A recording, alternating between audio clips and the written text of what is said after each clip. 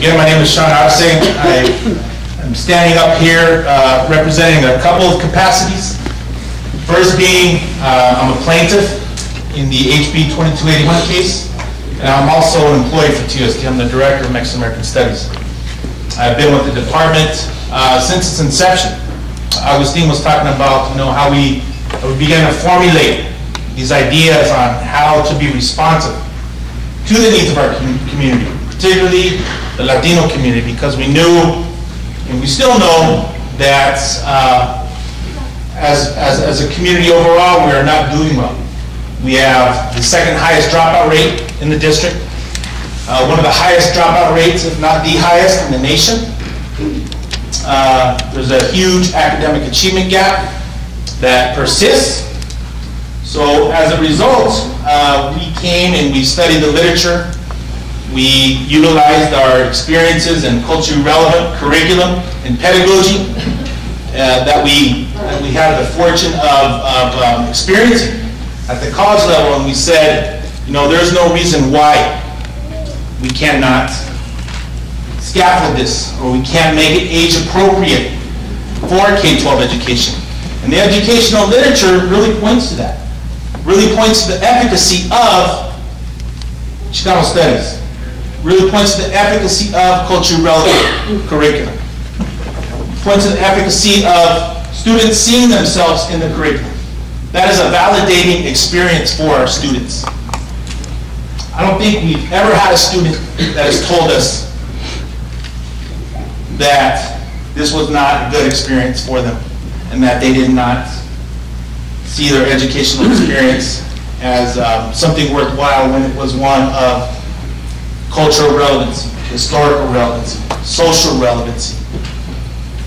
Because many times educational institutions really do not take in all of the lived experiences of our students. So students are dealing with a number of issues, especially in these downtrodden economic times. So to not take that into consideration and to think we're going to get to academic achievement when the students are coming into the classes in this state is not reality. So what we do, in the current state, what we do in our classes, I can speak to, is we actually honor the lived experiences. We don't see children who come in the class to speak in multiple languages as culturally deficient. We see those as cultural assets. We see the students' ability to navigate in multiple worlds and help their parents in transactions out in the public as an asset. We embrace that. We do not denounce that or see that as deficient. Those are some of the things, some of the pedagogy, some of the way we teach our students.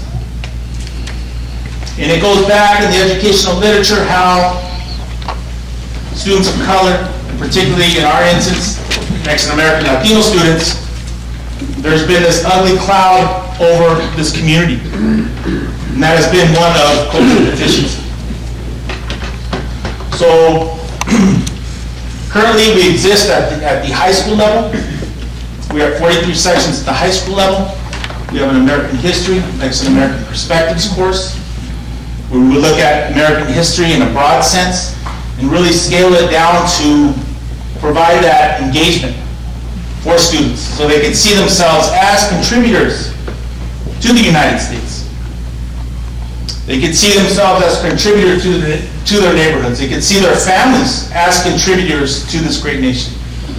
We also have Latino literature classes at the 11th and 12th grade levels, wherein students are developing the necessary literacy skills through culturally relevant literature, so they actually see their own lived experiences within the literature.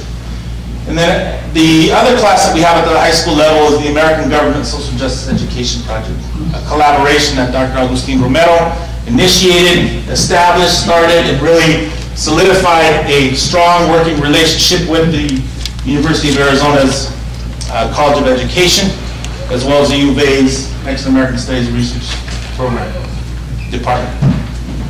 And in that class, again, the students cover the standards and they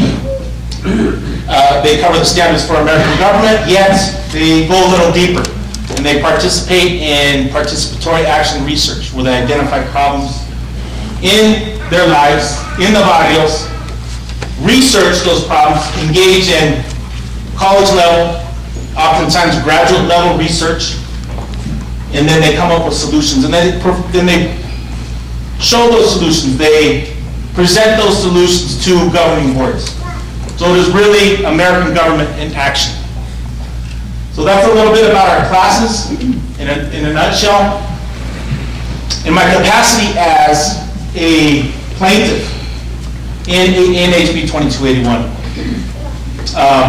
I'm a part of the State Ethnic Studies group, and on February, May 25th,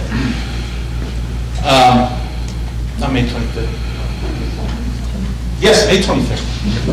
It's June 2nd today. May 25th, our attorney, Richard Martinez, submitted a motion for summary judgment, which will, in essence,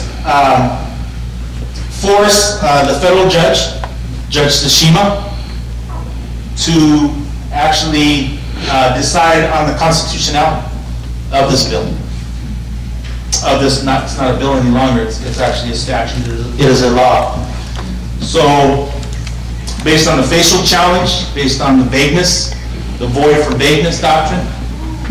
So that's where we are. We will find out very soon. I'm not Richard Martinez.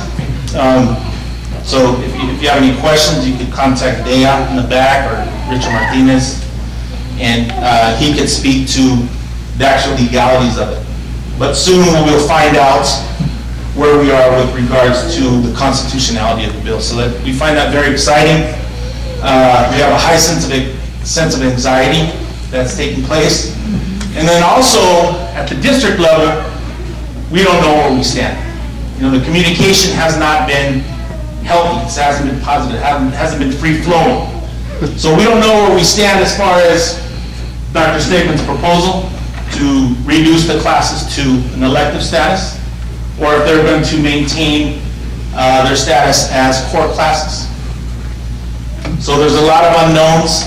So when Aggie asked me to come up here and present to you the state of Mexican American Studies within the district, you know, there's so many questions, there's so many unknowns. So please look out for the motion for summary judgment. Again, that's very exciting. If you go to saveethnicstudies.org, and you could actually download the motion. I believe it's 26 pages, and you can check it out, and it's a very great read. Cites all kinds of court cases, all kinds of precedent cases.